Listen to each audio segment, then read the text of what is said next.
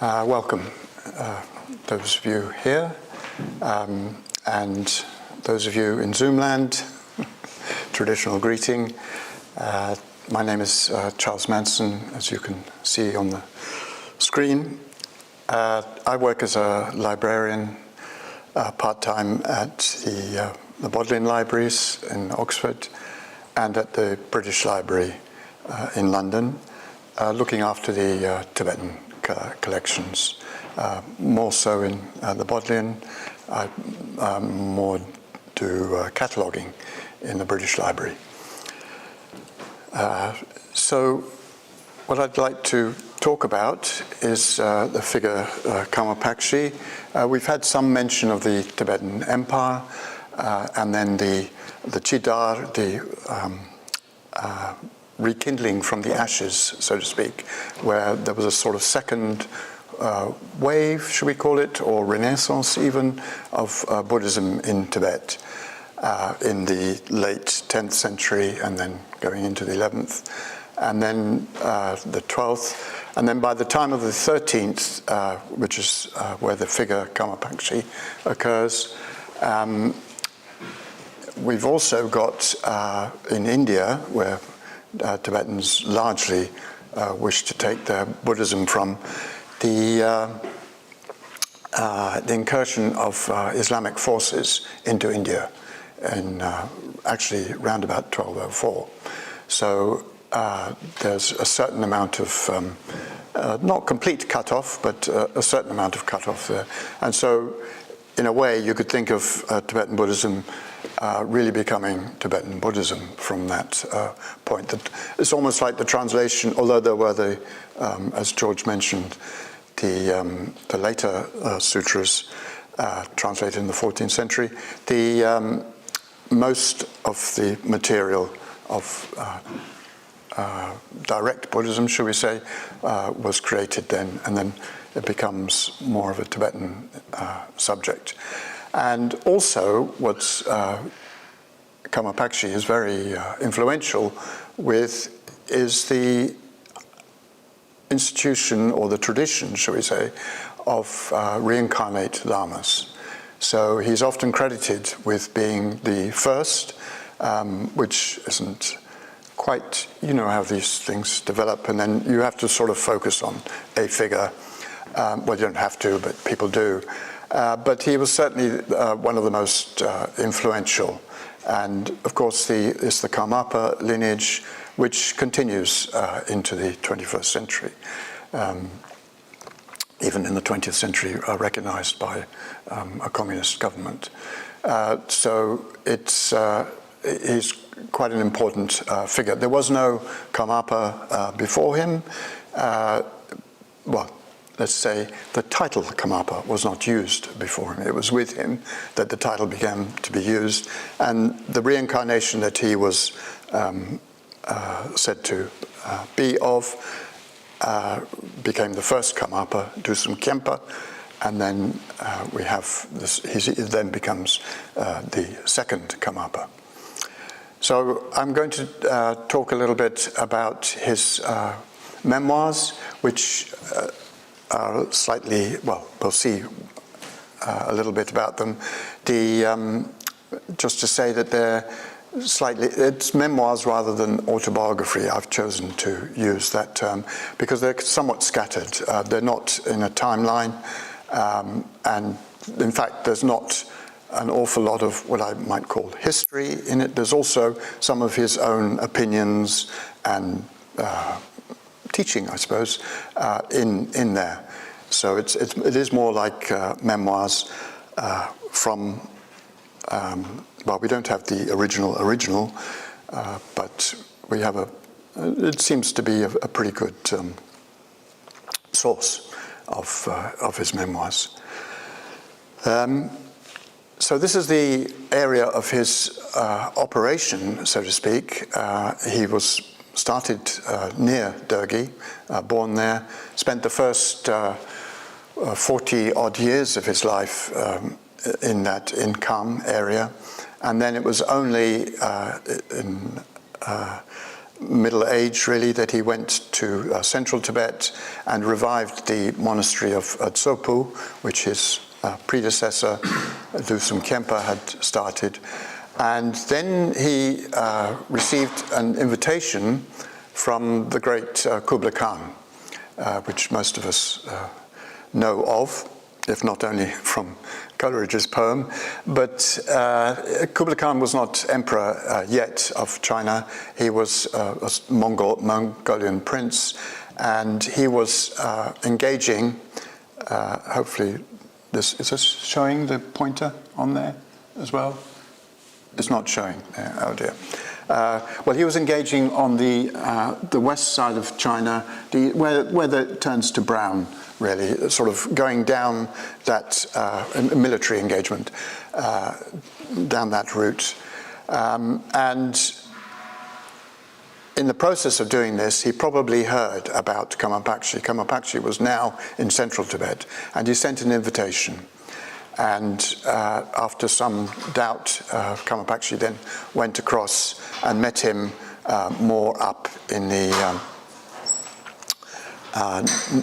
what we should call northwest Tibet, or northeast Tibet, sorry, or northwest China. And they initially had a good meeting. It turned sour, and the details are in the book. And then he eventually went further north to Karakoram, which is the nerve center of the Mongolian Empire, which was from Korea right across to Poland. Okay, Europe could have been Mongolian under a Mongolian Empire in the 13th century. But it wasn't. And anyway, he went to Karakoram and met Mongi Khan, who was really the emperor. He's not so well known as Kublai Khan, but he was the emperor who, under whom this vast empire was under control of, more or less complete control of one person, whereas later it's tended to disentangle the empire.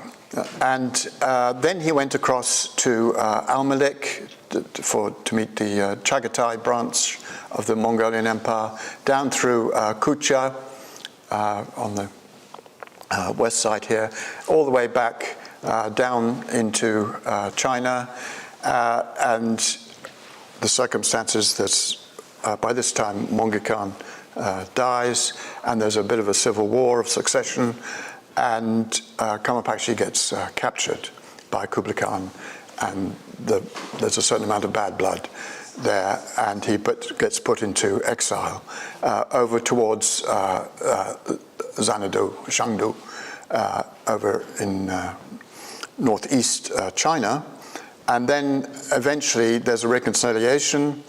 Kublai Khan assumes the inheritance of the empire, and the Karma Pakshi is released, and he goes back to the Dergi, the Kham area, and then back to Tsopu, central Tibet, and dies there eventually to be reincarnate as the third Karmapa.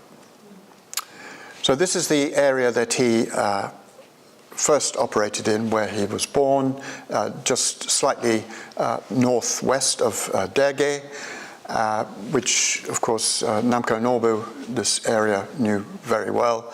He was largely educated in Derge to start with, anyway. And Karma Pakshi also helped revive certain monasteries, the Karma Gurn you see there. He was trained, intellectually trained at least, in Katok monastery, the Nyingma monastery there, so he's an interesting blend of Kagyu and Nyingma. And he also revived the monasteries that Pangpuk and Kampo Nenang, and it was near Batang, just slightly northeast of it, at a place called Pungri, that he spent up to 13 years in retreat. And that's where perhaps he gained his realization and so forth. And his reputation, and he started acquiring disciples, or people started to follow him. So it's all in this area. And this is the book which gives it in more detail. About half the book is the history of his life, and then the other half are translations of his some of his writings. George alluded to the difficulties of Tibetan. Karma Pakshi is one of the more difficult of the difficult Tibetans to work on. Professors Van der Kijp, Kapstein, indigenous Tibetan Tsering Gongkatsang have all told me at one time or another that it's not easy working with his text, but the more you chew it, so to speak, perhaps the easier it gets, I suppose. The poetry is not so difficult. Yeah. So I'm going to make a slight segue here, just because of where we are. I knew Namkhai Norbu a little bit, not a lot. Both met him at SOAS and also at Meriga. And he wrote this book called Journey Among Tibetan Nomads. Now, he was born in 1938 in December, and he then was being educated in Derge. You can see it's in the, I think it's in the middle here. Yeah, it's spelled Derge. And in the summer of 1951, so he wasn't yet 13, he was 12, he went off and did some traveling and already doing some sort of, I suppose you'd call it anthropological research amongst nomads.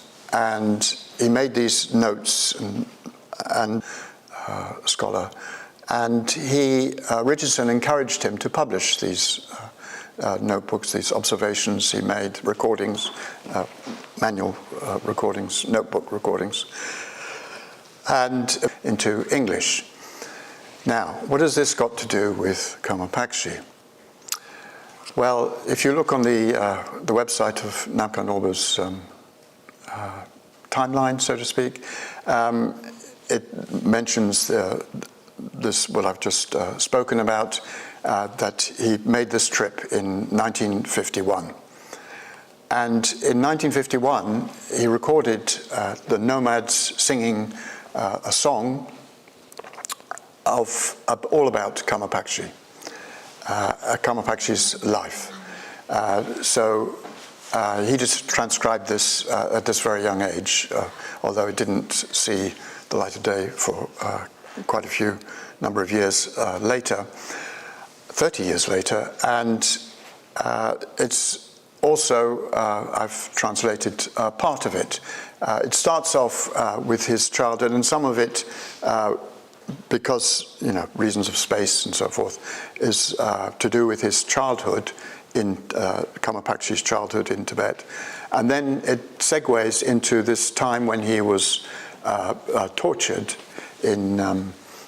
by Kublai Khan, well, not directly by Kublai Khan, but at Kublai Khan's orders. And so that was, I thought, quite interesting to put that in the book there. What is it, page 92, 93. And yet another little segue. This is where I work some of the time in the Bodleian Library. Now, in 2014, there's a gentleman called John Stapleton Driver. You may know his translations of Stein's Tibetan Civilization and Giuseppe Tucci's Tibet book as well into English. And he was in the Kalimpong, Gantok area with a wife and child in the 1958-1959. So he met Namkhai Norbu at that time. Namkhai Norbu was studying, he was what, 20, yeah, about 20, 21, with Dudjom Rinpoche, apparently. And they then met again in Italy in 62, I think it was. By this time, Namkhai Norbu had come to Rome. And I have a picture of the two of them in Rome. But the person who owns the picture didn't want it on the internet, so I'm sad, sorry. We can have a look at it later. Yeah. It's a very youthful Namkhai Norbu, looking very relaxed, yes. And so within the library, John Driver, he died in 2014. 2016, his son, you can see him on the left leaning over there, Professor Felix Driver, kindly donated all John Driver's texts. So he'd been collecting them before the diaspora. He had some from afterwards. And they're mostly Nyingma. There's quite a lot of Dzogchen texts in there. And I've been cataloguing them since 2016. And something like it's getting on probably 1,000 texts or so. And some of them are appearing on this card check. You can see MS Driver there. Now sometime last year, I could find an email, I suppose, but I don't remember exactly when. I was asked to clear out some shelves that they were moving stuff, as you do in a library storage. This is underground, the bits that people don't see. And so there were some boxes of John Driver's works there. And I, then had a little look into them. And lo and behold, I found this, Namkhai Norbu manuscripts there, which I thought, oh, that's interesting. You notice that it hasn't been catalogued yet at all. So I had a look, and what they are actually is Namkhai Norbu's notebooks reproduced. And I really don't know how this got done, because somebody who's good on historical ways, the machinery that was available in the 1960s, either in India or perhaps in Italy, might be able to tell us. But because, photocopy machines, when did they really start? But anyway, it is photocopied, and there's the volume 1 has a couple of texts. This one is a kaju, a short kaju kamsang, actually, sort of lineage that are written by Namkhai Norbu, as you can see down at the bottom there, and then a third one on Dzogchen. In this volume 1. The very first one is about the Panditas and Lotsavas, how they came to Tibet. So I don't think any of those has been published or translated. So that's quite interesting. Volume 2, I think, has been translated. I think this is the Gendon Chöpel text that Namkhai Norbu was keen on having, and is published. I see there's one copy left, and that's fills that volume. So that's quite interesting. So there's a sort of connection. I thought I would, rather than put this at the end of the talk, put it at the beginning, the connections with Namkhai Norbu. I'm in the process of trying to, as Trini knows, trying to ensure that all the published works of Namkhai Norbu are held both at the Bodleian and at British Library before, our books disappear eventually, 100 years or so. We're all talking in terms of centuries, aren't we? Yes. So this is Karma Pakshi's Memoirs. This is actually a reproduction.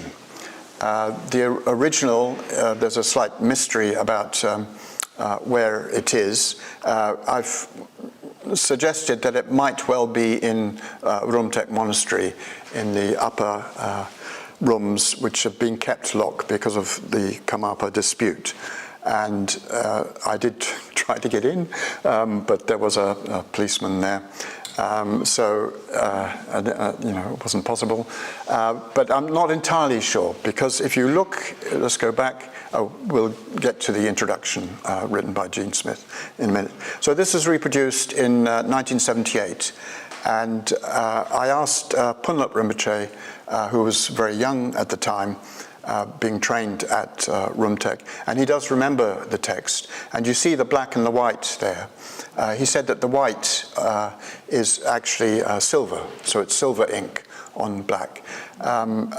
He doesn't remember. It doesn't look as though the drawings are painted at all. They're just black and white drawings. He couldn't quite remember that, but he did definitely remember the silver.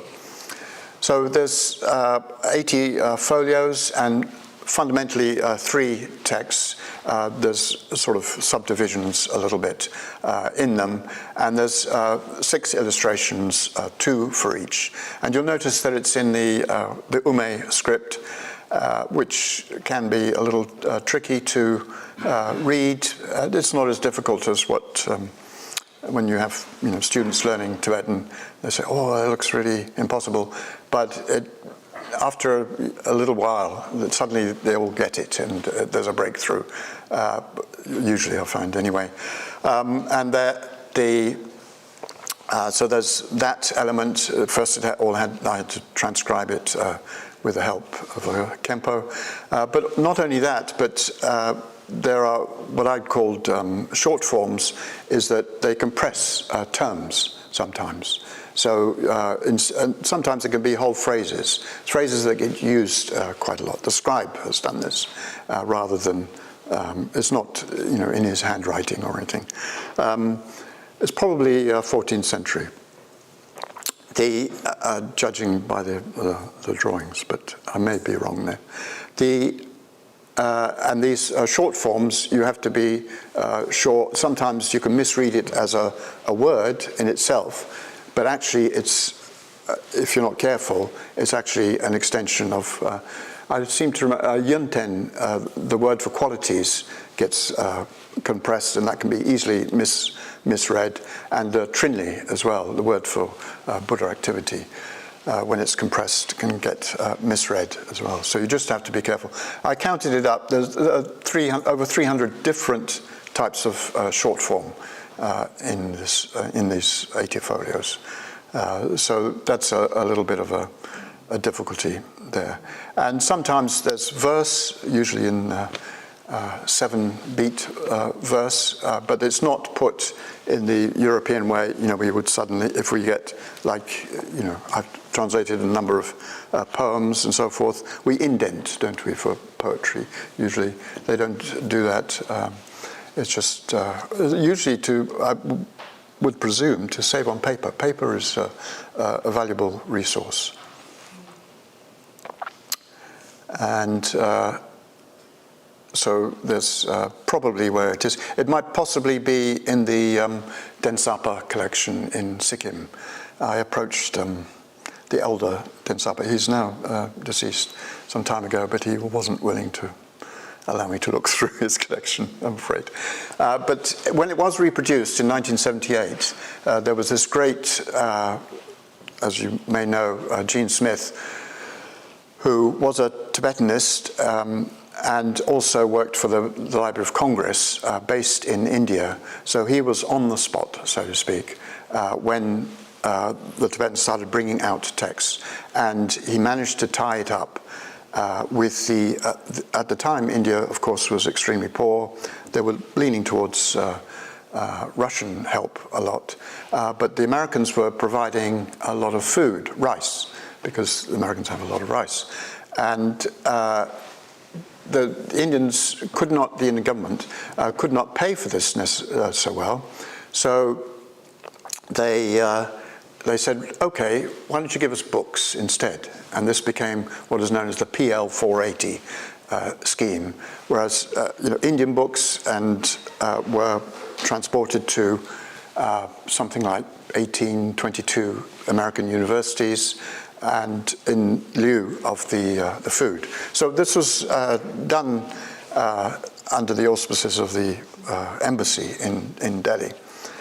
And it was fortunate that Gene Smith was there, because he then gave the angle, the Tibetan angle, and he made sure that these, in the circumstances of the time, photocopying machines, photography was expensive and laborious, but they managed to reproduce a lot of material in the time that he was there.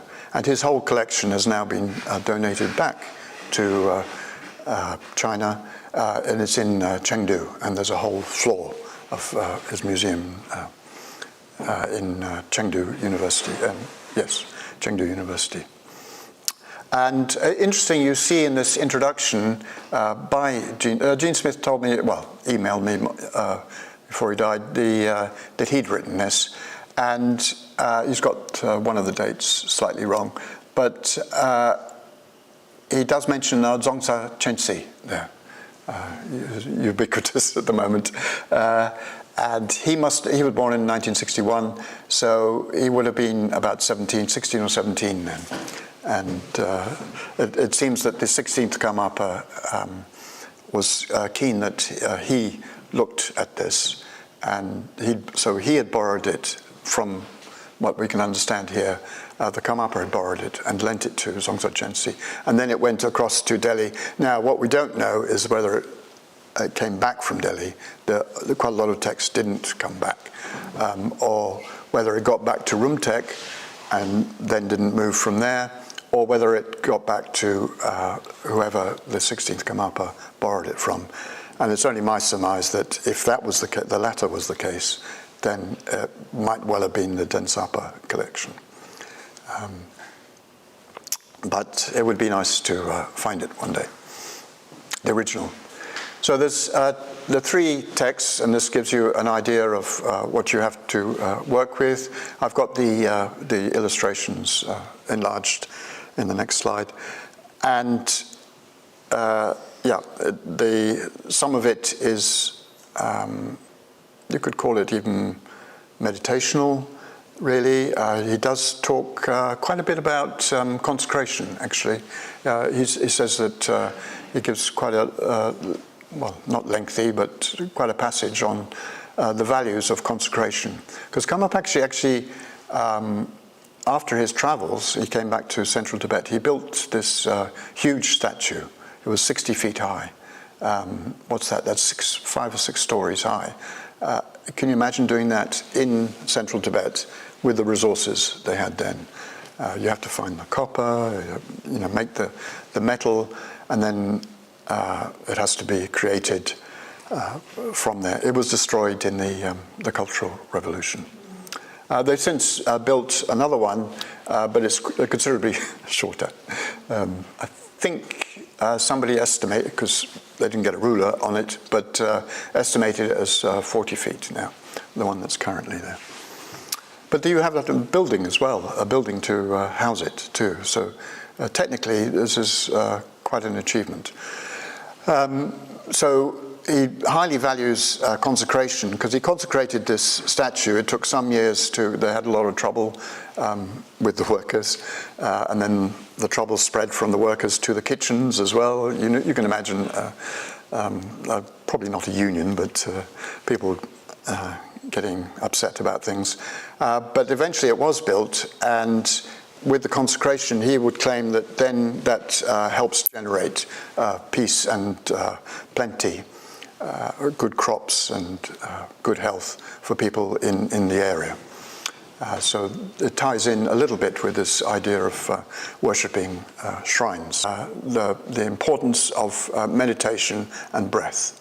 I've recently,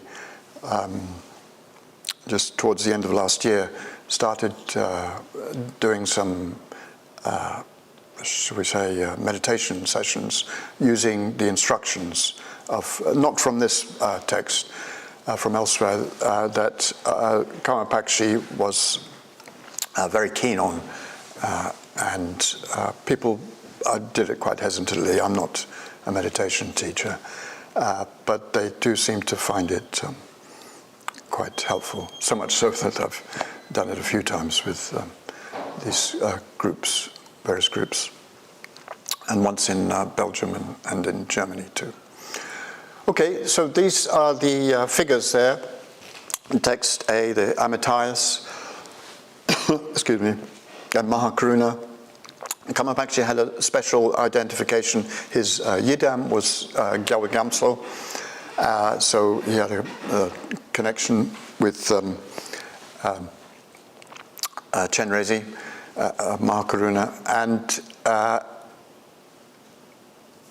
then we have here, I'm not quite sure why Zangri Repa is mentioned, because he doesn't come into the text at all, but he is mentioned there, and Pamodrukpa as well. So this may be more the scribes creating the document later, who introduced this. Dusum Khenpa, Karma Pakshi's predecessor, spent, I think it was 40 days with Rutrungpa. So there is a connection there. But again, he's not mentioned within the text much at all. Well, not at all, yeah. And what I'd quite like to just mention within this text, in the second text, is that there's a short passage where he referred to himself as Karmapa, with a long A there, Karmapa. And he does say here, the Lama is the great Brahmin, his advice is the great Mahamudra, and that's a quotation that he takes from his predecessor, Dusum Khenpa. And then he says, through the realization of that meaning, although Dzogchen and Mahamudra have a difference in their names, the essence is the same.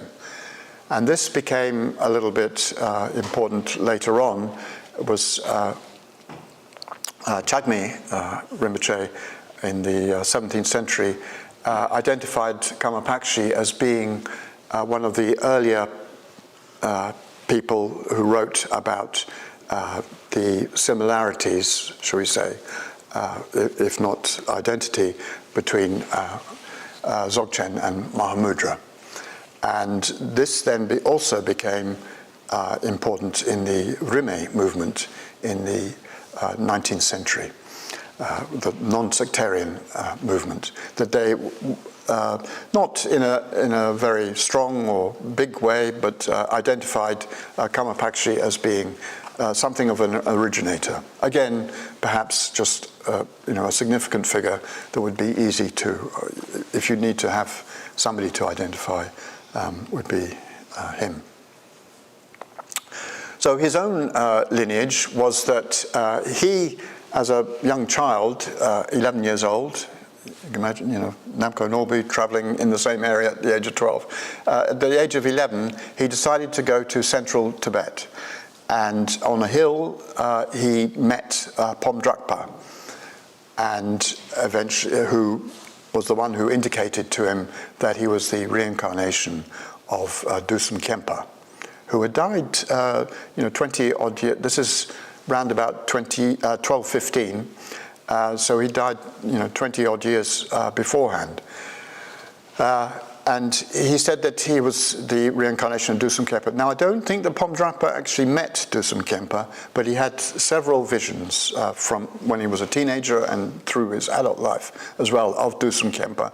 But Pomdrakpa's particular teacher was Drogon Rechen, who is thought of as being one of the early Situ Rinpoches, Situpas, and he was a disciple of Dusum Khenpa, who established several monasteries in Kham, and then he went to central Tibet.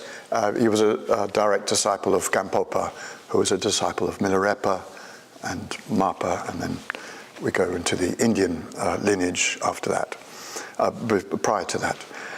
Dusum Khenpa means knower of the three times. Now, Dusum Khenpa was well known for being able to say what his previous incarnations were, and also, to a certain degree, his future incarnations as well. And this became important for Karma Pakshi because there was something of a puzzle. I go into it a little bit in the book. And it wasn't until his sort of midlife, just as he was about to meet Monge Khan in Karakoram, that he kind of understands the, it's not a puzzle, but the slight, puzzle, I suppose, conundrum about the future incarnation of Dusum Khyentse. So it was from Pom Drakpa that Karma Pakshi received most of his teaching, his early teaching anyway, as a teenager, and it was largely to do, well, he mentions himself in his memoirs that it was Saraha, the three great dohas, the doha of the king, of the queen, the songs of the king, the queen, and the people. So Saraha was very important to him as a figure. He mentions him a number of times, whereas Padmasambhava, who, Karma Pakshi was also trained in the Nyingma tradition, he sort of alludes to him at one point, but he doesn't mention him otherwise. It may be that the Padmasambhava interest hadn't really grown that much. But he was very much imbued with the tradition from Saraha, and also Gampopa's Mahamudra tradition as well. Quite obviously the Kagyu. And his particular speciality, so to speak, he mentions it again and again, is the introduction to the three kayas. Now sometimes it's mentioned as 4 kayas, even occasionally as 5 kayas, but I've kept to 3 kayas here. When I give the meditation teachings, I usually refer to it as 4. It's really the third, as if you did the meditation, you'd see that they're extremely similar. So you can see why it's sometimes 3 and sometimes 4. And there is a Trulkor exercise also involved with it. It's called the Sodhumma, the 37 points, the Karma Pakshi's Sodhumma. So when people do these retreats where they do the Trulkor, the exercises, it's certainly in the Karma Kagyu lineage, they do the Karma Pakshi Sodhumma as well. And it's part of this introduction to the 3 kayas. So this is a picture of Pungri. This seems to be the ruins of where Karma Pakshi, his disciples eventually built up. When he started there wouldn't have been, well, we don't know exactly. He didn't describe any building there. He did describe selling a coral in order to get food and to start his retreat. By this, when he started the retreat, his guru had died, and he was somewhat despondent. Didn't quite know what to do, he even said so. And then he had a vision, said go east, and he decided to go into a retreat in this remote area. It's near Batang, which is south of Derge, in East Tibet. And this is where he spent 11 years and then another 2 years again in a separate retreat in this area. It's quite high up. The road is way far down. At Pungri, it's a mountain top. Now, while he was at Pungri, he had a dream vision where Dakinis came to him. He had many, many visions. I couldn't put them all in the book. They would just become, and then another vision. But the visions that he had were often helped him make very crucial decisions in terms of, changing of directions or leaving Kublai Khan, for instance, which was quite something. What to do after his guru died. Anyway, while he was at Pungri, he had this dream vision where the Dakinis came and they said to him, will you sing to us the Om Mani Padme Hum mantra? So in the dream, excuse me.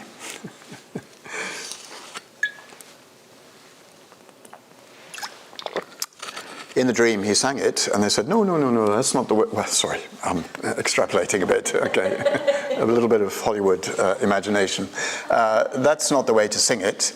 And so he said, I mean, it is recorded, then this back and forth. He said, so how do you sing it? And they sang it to him. And apparently he remembered it. Now, we do have a record from the 16th century of Power Tsuk, like Trengma, saying that Karma Pakshi, the tune for singing the mani, was well known amongst communities. It was a community thing to sing. When they're building, when they're working, perhaps on the, threshing grain and so forth, you would maybe sing this. And they would use the Karma Pakshi tune to do this. But it seemed to have been, you see it at the Bodhnath Stupa, people going around singing the Mani Mantra, and it comes out from the loudspeakers quite a lot. And it's a little bit of a dirge. I don't wish to be disrespectful. But, it's not a sophisticated tune. This is really quite difficult. So I thought, well, what's happened to this tune? And anyway, I understood that Lama Norda, who died in America eventually, he knew of the tune. Now, he happened to be quite a good chanter, known as quite a good chanter at Palpung Monastery in East Tibet. And so in, I think, 2007, maybe 6, I made a recording of him singing it, and then it would transcribed, notated into the European notation by Dirk de Klerk. But Dirk says that it's quite difficult to convey it, so it's a little bit simplified. And then I asked Nick Perry, a friend who's a medieval musician specialist, to play it on a shawm, and we may get it. Sometimes technically this doesn't work. Let's try. No, it's not working. Maybe we have to turn the volume up. That's good thinking. There we go. So shall we start again?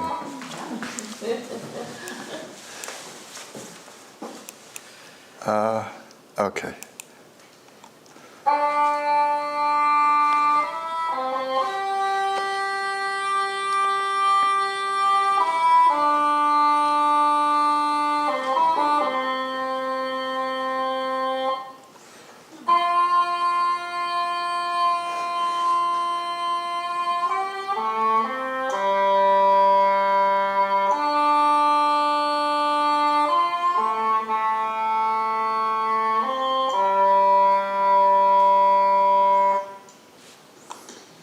If I'm not careful, it'll start again.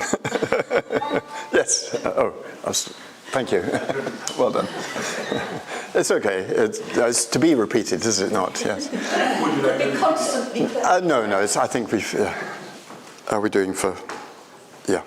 And it would be nice to.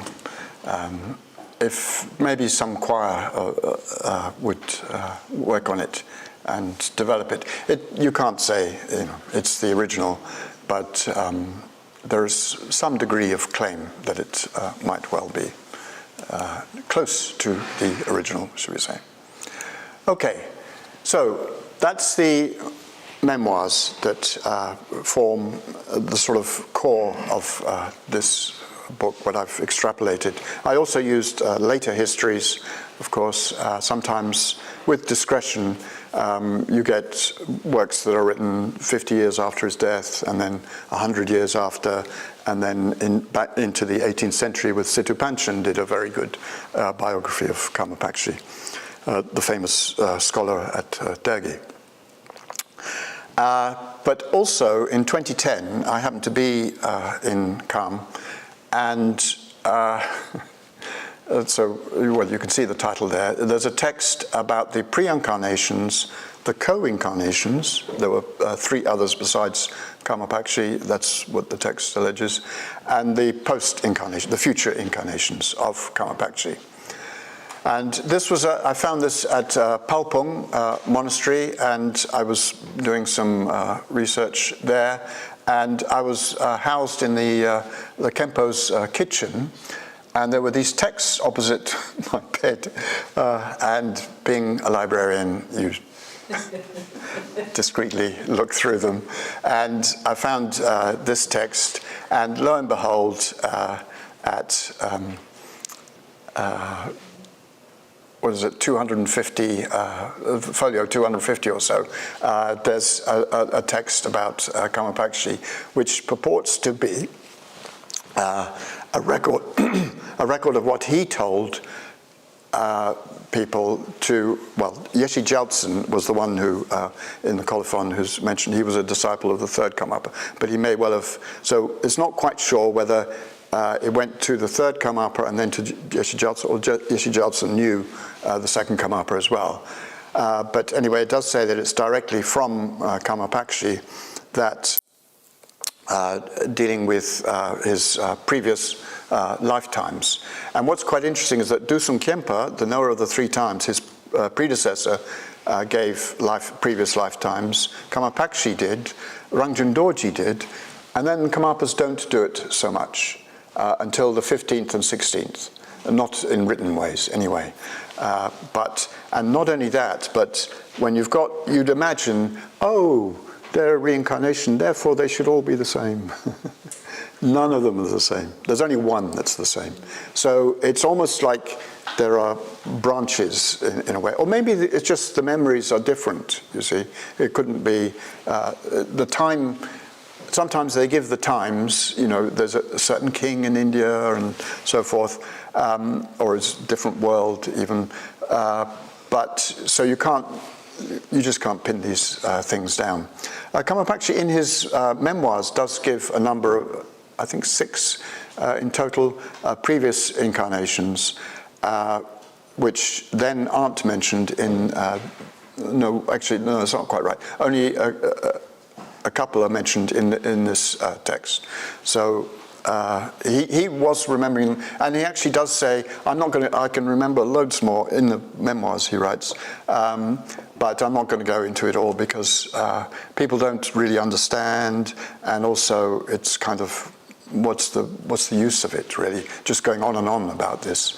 But at some point he did give all these. He also gave 3 co-incarnations, so there were 4 of them. One was a bar lady, which is quite interesting, and, well, a woman who sold beer.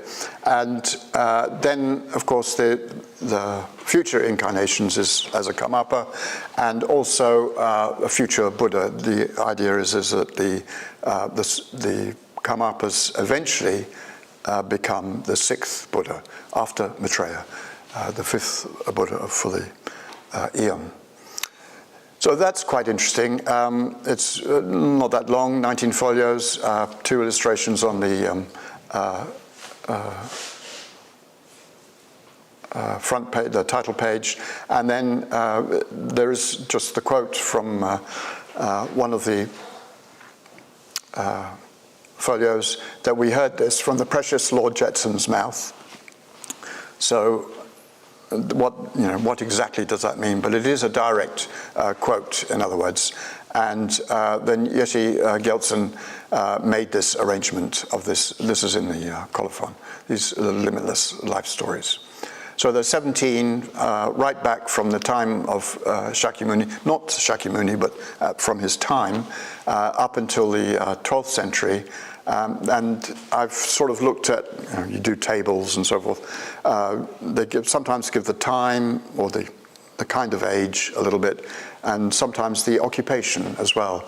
So most of them are religious figures of yogins or monks, but sometimes royalty as well. Not usually ordinary people. Once or twice, yes. And then 4 current incarnations and then 3 future incarnations. Then thirdly, what's also useful is the songs and verse of Karma Pakshi. Now, some of you may know the Reign of Wisdom that Trungpa worked on for the Kagyu lineage, and people are interested in the Gur of the realized Mahasiddhas and Siddhas and Lamas and Rinpoches. But Karma Pakshi doesn't feature much. So during lockdown, you get more time to poodle about on the internet. And I did find that there'd been a reproduction done in 2015 of a manuscript in Chengdu, and that actually All Souls Library, by some fluke, had managed to get hold of the reproduction. And then fortunately BDRC has scanned it as well. And it's sort of hidden within 3 volumes of a lot of its philosophical texts, which is why Oxford was interested in it. It's not part of the general Tibetan collection, but it was very expensive, so from my own point of view, with small budgets, I was glad that All Souls got it. And this is what it looks like. So there you have Karma Pakshi with a trademark beard, and to the left is, oh,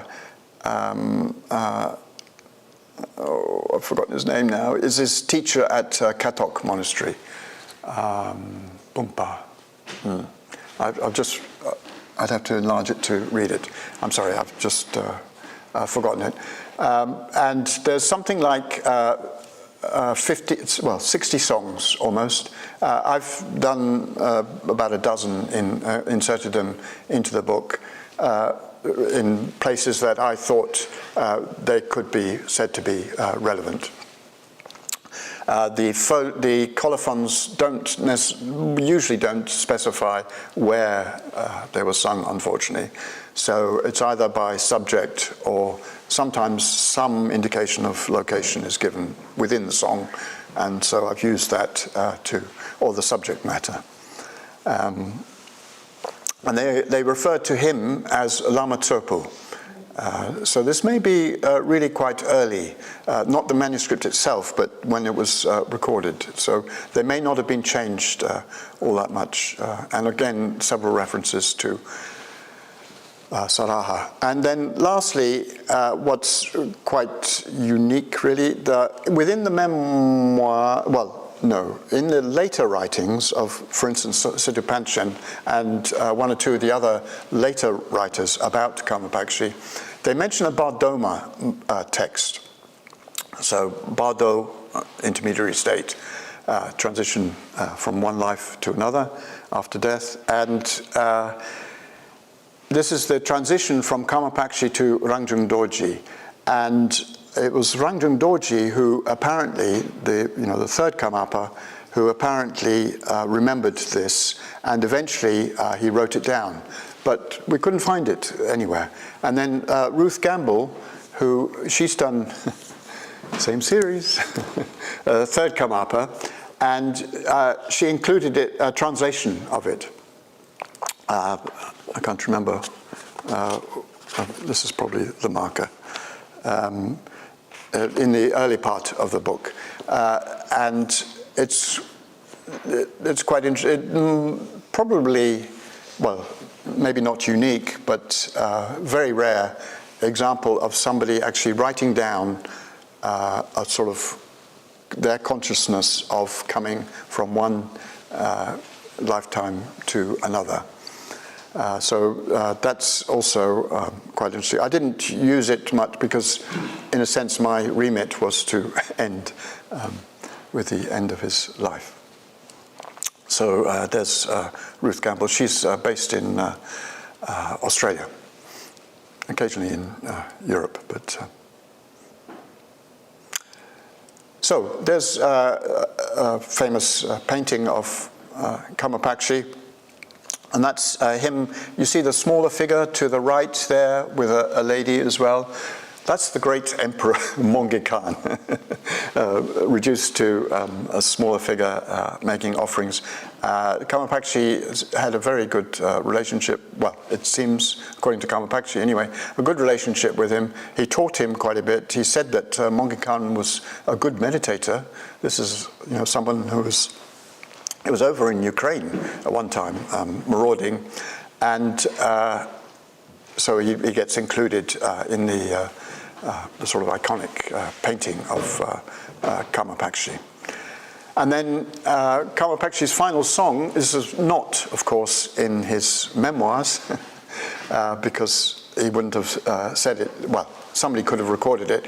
It does appear in Siddha Panchan's biography, and I've included that. It's not actually written, we can say, necessarily by Karma Pakshi, but I thought it would be interesting to include it there. I might even read it, just to finish. It's the end of his life, so. Deathbed Song. Although I will have passed from this beggar's life, signs will occur in the clear sky. My bodily remains will be corpse relics, my self-awareness resting in the afterlife state, self-illuminating, equivalent to the stainless Dharmakaya. And because it is able to bless the stream of being of others, immeasurable benefit for beings will indeed happen. Because we realize the stainless Dharmakaya, there is not even a mere scrap of fear of death. Because I am free of the basis for future transmigration and its process, there will be no transmigration in the Dharmakaya. And that's, and then shortly after he died. So, there you go. Losar Dele.